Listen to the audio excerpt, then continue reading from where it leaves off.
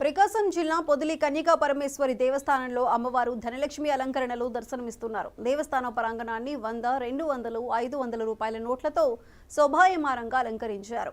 విద్యుత్ దీపాల నడుమ ధనలక్ష్మి అలంకరణలో అమ్మవారు ప్రత్యేకంగా గోచరిస్తున్నారు. 82 లక్షల రూపాయల నగదుతో అమ్మవారిని అలంకరించినట్లు నిర్వాహకులు తెలిపారు. 2024 దసరా ఉత్సవాన్ని పురస్కరించుకొని 3వ తేదీ నుంచి ఈ రోజు వరకు ప్రతిరోజు ప్రతి కార్యక్రమం భిన్నత్వంతో చైతన్యవంతంగా ముందుకెళ్తూ ఉన్నాం. పోయిన సంవత్సరం శివపంతులు అలంకారం పంతులు గారి ఆధ్వర్యంలో ప్రతి కార్యక్రమం బ్రహ్మాండంగా జరిగింది. ఇవాళ ఉత్సవ విగ్రహానికి కూడా పోయినసారి ఆయన ఓన్లీ మూల విరాట్కు మాత్రమే అలంకారం చేయడం జరిగింది.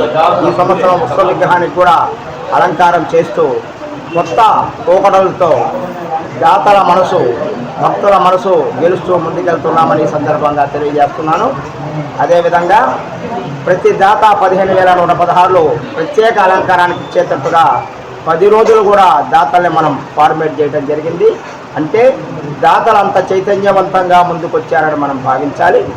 ఇవాళ 2024 ధనలక్ష్మి అలంకారంలో ప్రప్రథమంగా దీనికంటే ముందు సంవత్సరం 24-25 లక్షల వరకు కొత్త కరెన్సీని సేకరించిన ఆర్యవైశ్య సంఘం ఇవాళ 81 లక్ష సేకరించి కొత్త ధనానికి కొత్త పోకడికి నాంది పలికిందని సందర్భంగా తెలియజేస్తున్నాను.